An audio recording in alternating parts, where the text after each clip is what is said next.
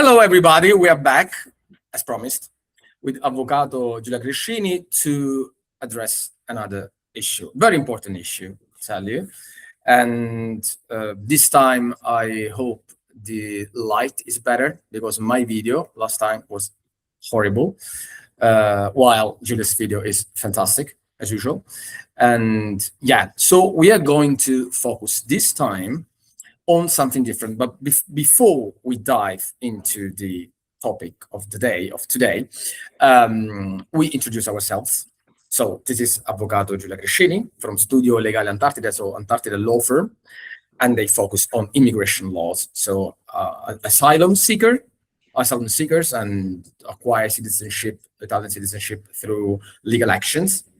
And what else? What else, Julia, do you focus on? People who ask for a visa in Italian embassy all around the world, the people who try to obtain residence permission in Italy, everything concerning the condition of foreign people in Italy or wants to try to enter in Italy. Okay, wonderful. So in this series of videos, we'll try to focus on specific aspects of Italian citizenship acquisition. And today we'll focus on the loss of citizenship for women before 1948. Is that right? Before 1948? But not only. Also regarding people who lost citizenship for different reasons. Both women and men, but let's do it step by step because it could be complicated.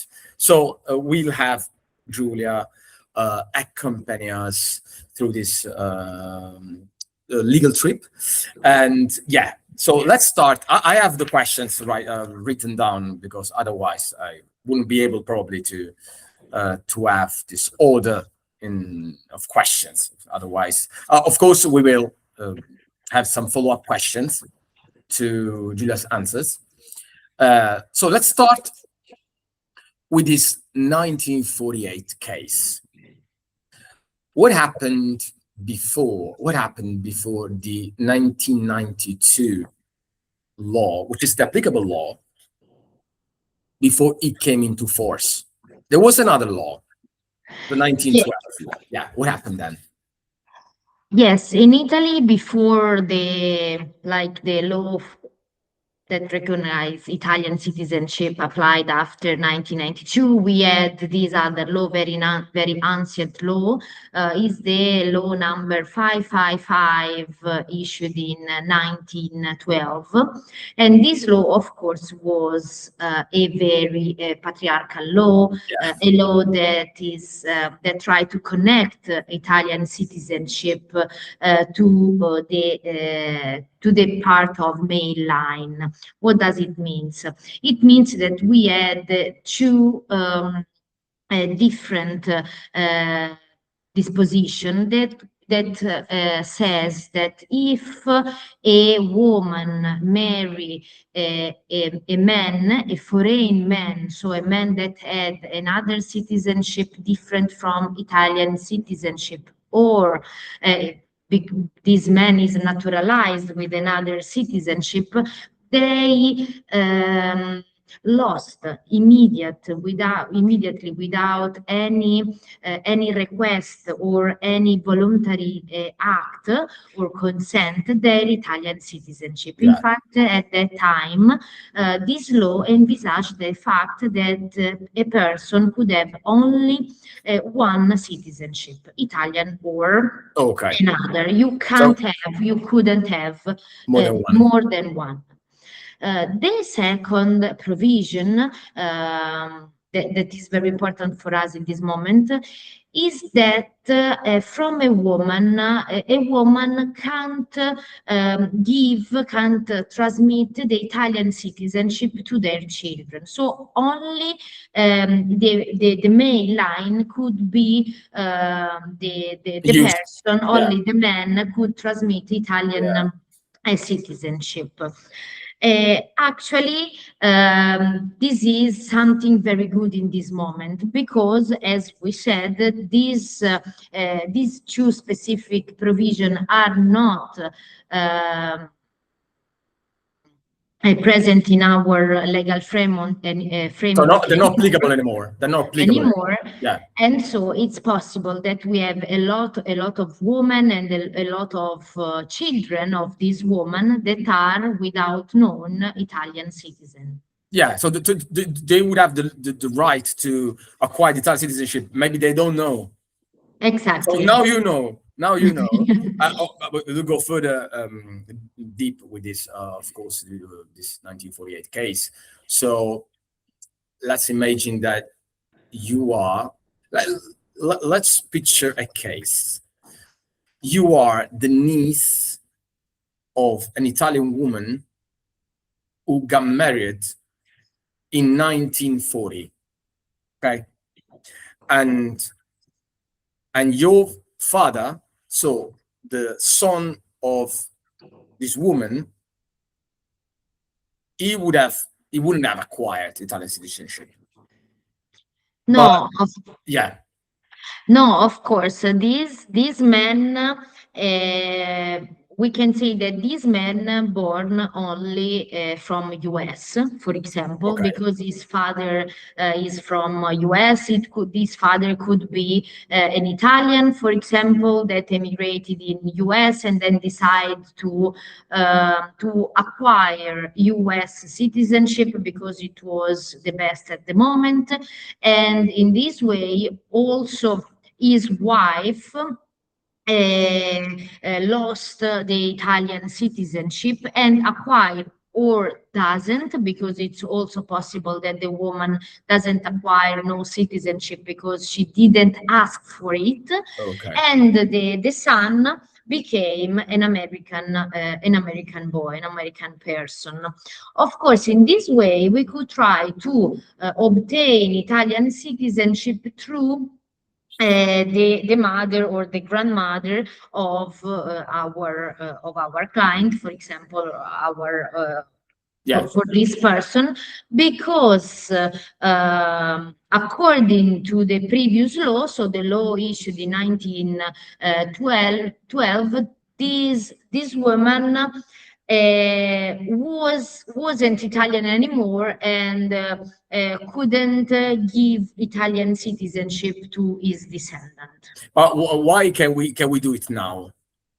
Why can we disregard the 1912 law? There must be a reason why we can do that now. Yes, of course, as you probably understand, after in Italy was issued the constitution, this big difference between male and female became absolutely illegitimate and versus the law, the new law.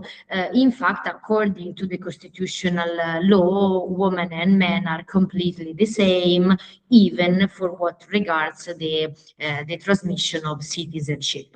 For this reason, the Constitutional Court and the Supreme Court of Corte di Cassazione decide to declare these two specific provisions contrary to the Constitution, and these two specific provisions can't never be applied anymore. Okay. So in this moment, if you are born from a woman after 1948, you can go in the consulate asking for citizenship. But why am I telling about 1948? Because Constitutional Court and constitutional law didn't exist before 1948. So the Constitutional Court couldn't cut or couldn't declare the illegitimacy of the law of 1912 for what regards the woman that had children or the marriage happened before 1948. Okay, so there are two specific cases, because if your mother gave birth to a child in 1947 and the other child 1949. Okay, these cases are different. Even if there are two siblings, two brothers, okay, one was born 1947 and one was born 1949, it is treated differently. Yes, of course, the right is the same. Both of these descendants are Italian, or if all the other conditions are Right. applicable, are met, of course, these people are Italian. But it's the things that is different is the way in which you ask for recognition of citizenship, because if you are born before 1948, you can go directly in front of the civil court in Rome or in another court where your ancestor born. If the transmission happened after 1948, you have to go to ask the recognition of your citizenship in the consulate. Yeah. So through the mechanism that we saw during the last time. Okay, of course, if you reside abroad, because if you reside abroad, the consulate is the competent entity, so you have to go to the consulate.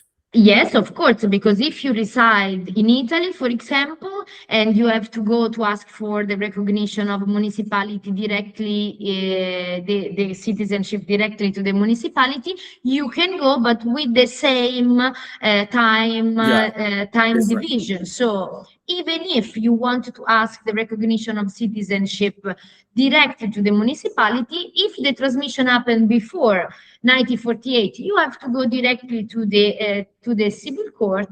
If the transmission happens after the 1948, then you can go asking the recognition to the municipality. By administrative way, I mean, either the consulate or the municipality, depending on where you reside. Of course, we're not talking now about the requirements of the new law. No. Or the 2025 law, because there are additional requirements, of course. And if you were born abroad and you have another citizenship, which is 99% of the cases, almost all, it's almost impossible. You don't have another citizenship when you are born abroad. And then there are specific requirements.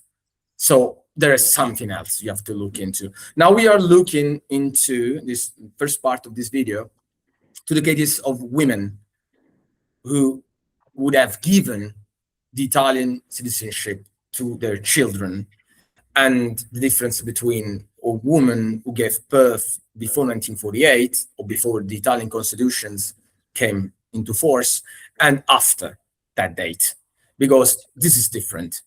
If you were born from an Italian woman who lost her citizenship because of these rules were declared unconstitutional, I don't know if you can say that in English, so against the constitution, Italian constitution, and you were born after 1948, no problem, provided the other requirements are met, no problem, you can go directly via administrative way.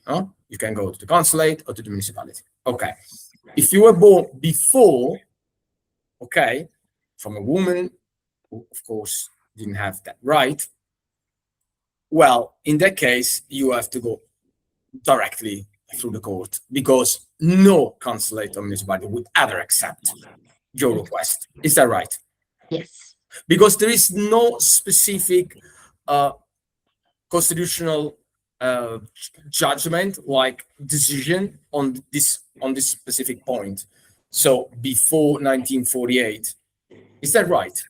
So yes, there was no constitutional court, no constitutional law. So it's impossible that there is a court that says that this law is against the law. So until now, we still have the law that was issued in 1912 with these two mechanisms that, of course, are absolutely contrary the law, but these specific provisions are still applicable for people that were born transmitted before. Italian citizenship before the born of constitutional. Yeah, but if you go to the court and so you were born before 1948, 48, and you go to the court and you want to acquire Italian citizenship, everything, all the requirements are met. How high are the chance? I mean, how good are the chances that you would acquire Italian citizenship? In this moment, the civil court recognized without any problem the applicability of these principles that are set by Constitutional Court and Supreme Court. So, if the transmission was blocked by the fact that the woman married a foreign or naturalized man, or the fact that she gave birth an Italian man or an Italian girl without the citizenship of the man, there is no problem, because the Italian court recognized the line of transmission, even if this is a family line. Okay, that's very good. That's very good to know, because maybe somebody who's listening lost all hopes about that, about acquiring the Italian citizenship through the mother, of course. Let me get my list of questions, because I might lose something. I just want to be sure that we address all the issues that we can address. So, how can I provide evidence that she didn't renounce, so the woman, she didn't actually renounce the citizenship? Because these rules wouldn't apply in case the women voluntarily, actively renounce the citizenship.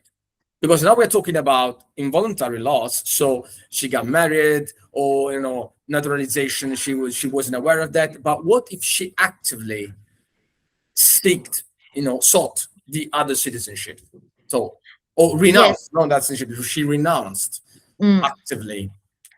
Of course, the most important point of the fact that this law was illegal, was against the Constitutional Court, is the fact that the woman lost her citizenship without any voluntary action, so any consent, any will. This situation is completely different if the woman at a certain point went to a foreign Ministry of Interior and she went to Italian embassy abroad asking to renounce Italian citizenship because she wanted to obtain a foreign citizenship. So in this case, of course, the result is completely different, because she actively renounced the Italian citizenship, and so the line of transmission is blocked. For this reason, it's very, very important that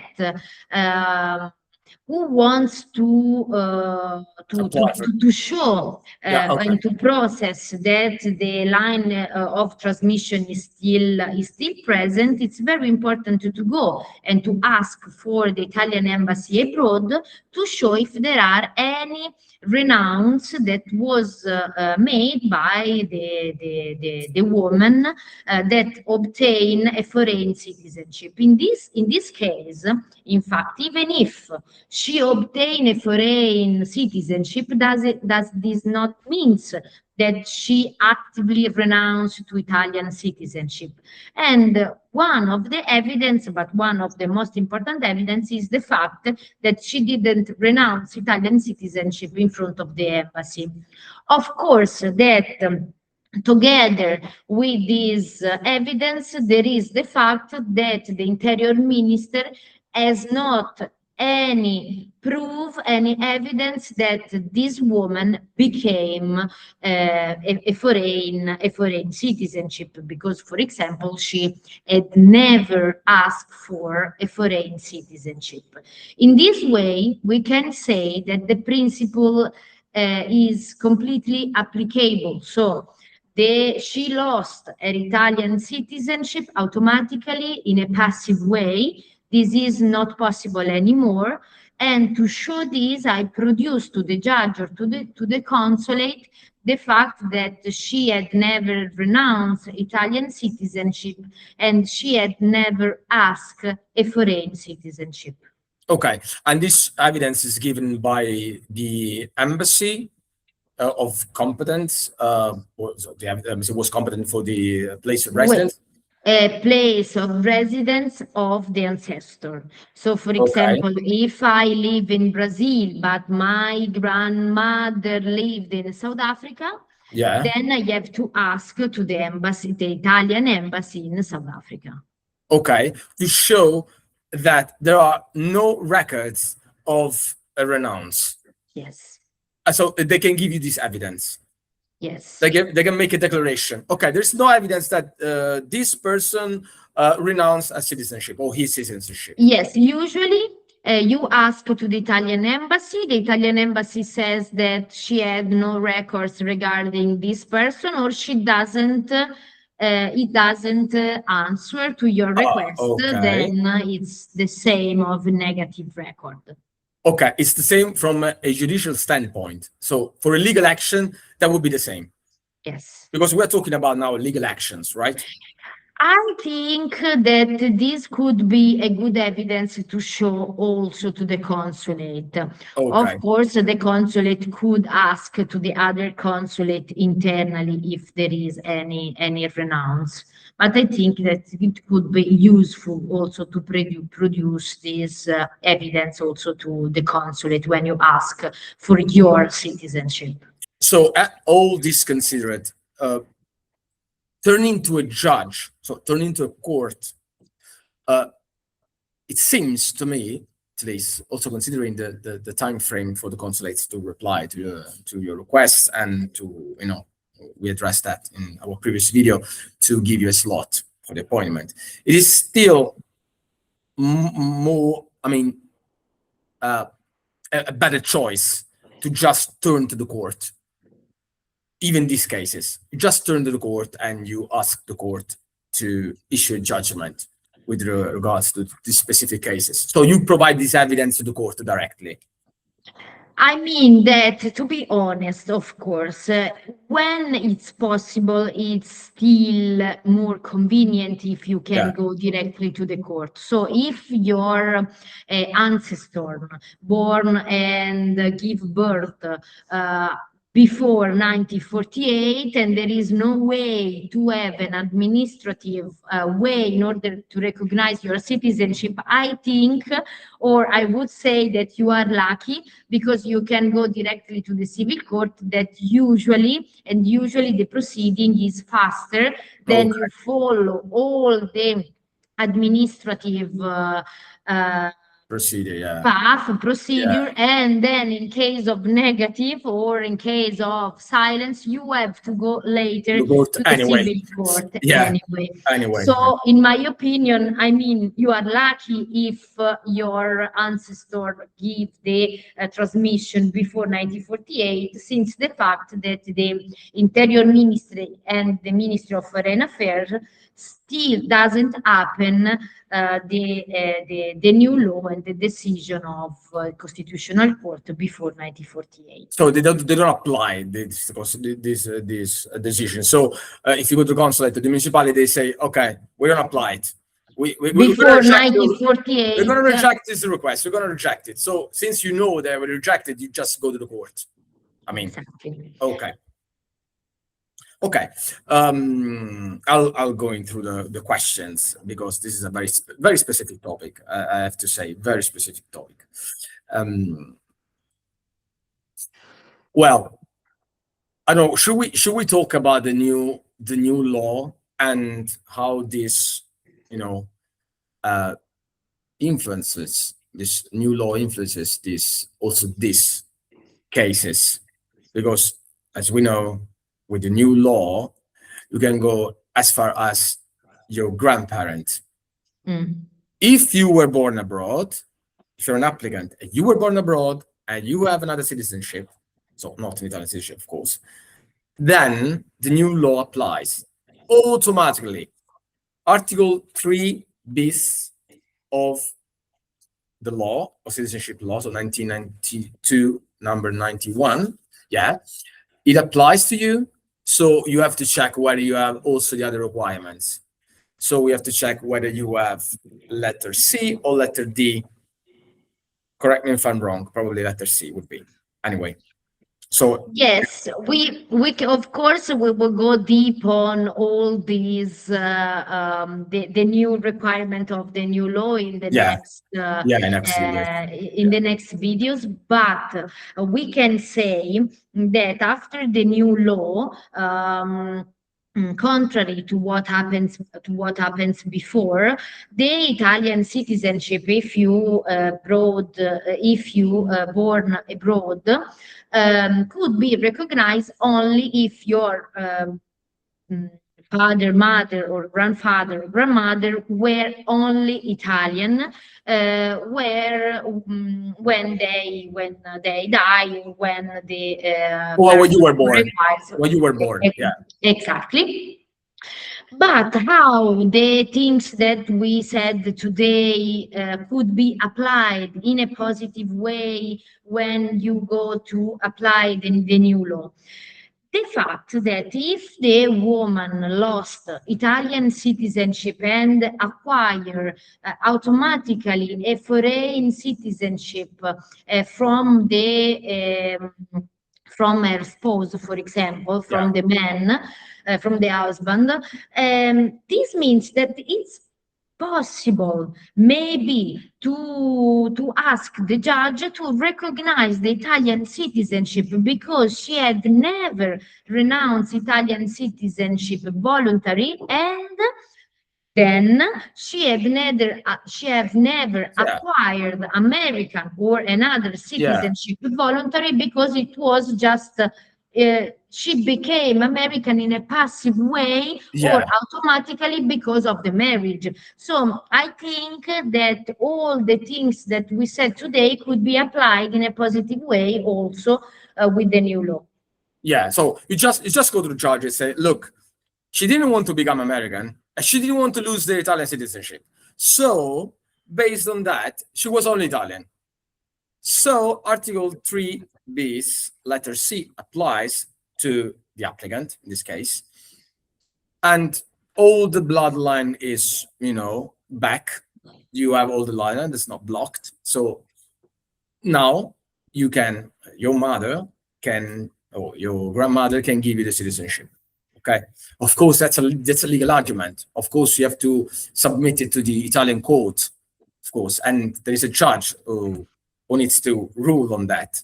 But still, you had no faith at all. No, I've lost the citizenship. I mean, I have no right to the citizenship. So maybe now you have. Exactly. You never know. You can have a chance. So now let's talk about, and we're almost done. Let's talk about everybody, male and females, or men and women.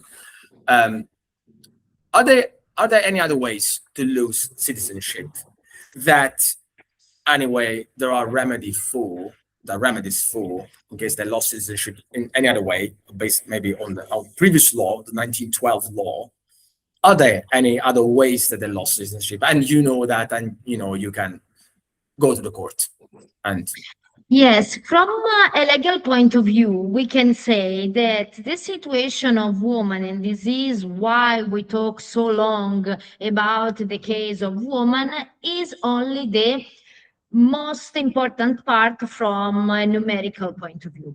Okay. Actually, legally speaking, this is only a case of non-voluntary loss of Italian citizenship and an acquirement of a foreign citizenship in a automatic way. Yeah. So the case that we see regarding the woman could be applied also in other cases. For example, in 1889, all the foreign people that lived in Brazil, where automatically became a Brazilian citizen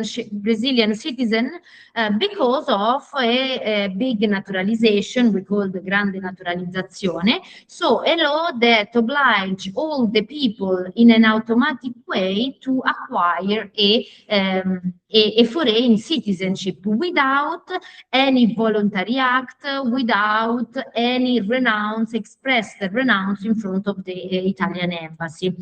But there are a lot other cases. For example, people that moved to another country and that there is a law in that country that oblige people to obtain the foreign citizen because this foreign citizenship, because without it they couldn't work.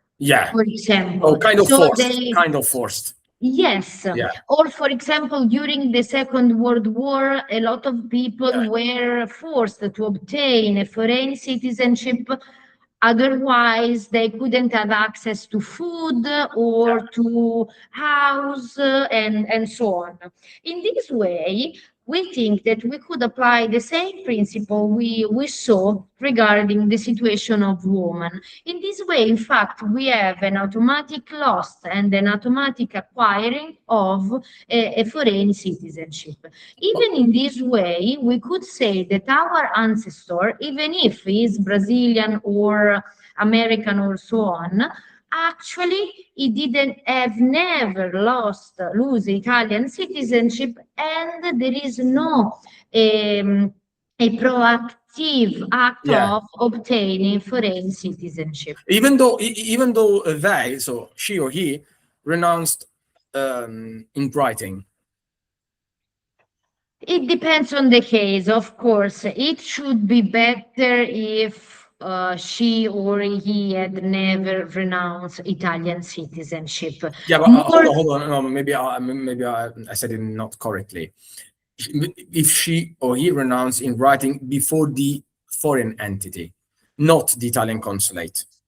For example, she was forced to, for the food or, to work. She had to sign a paper. It can be presented to the judge probably as an act of force that was made by another state. I have to say that the major part of these cases regards people that have never asked for foreign passport because they died without knowing that became foreign citizen. And these are very easy. These are easy cases mostly. Yes. And what about cases where that it was the great naturalization, grande naturalizzazione, big naturalization, and they had to sign papers. So in that cases, you have to prove that it was forced.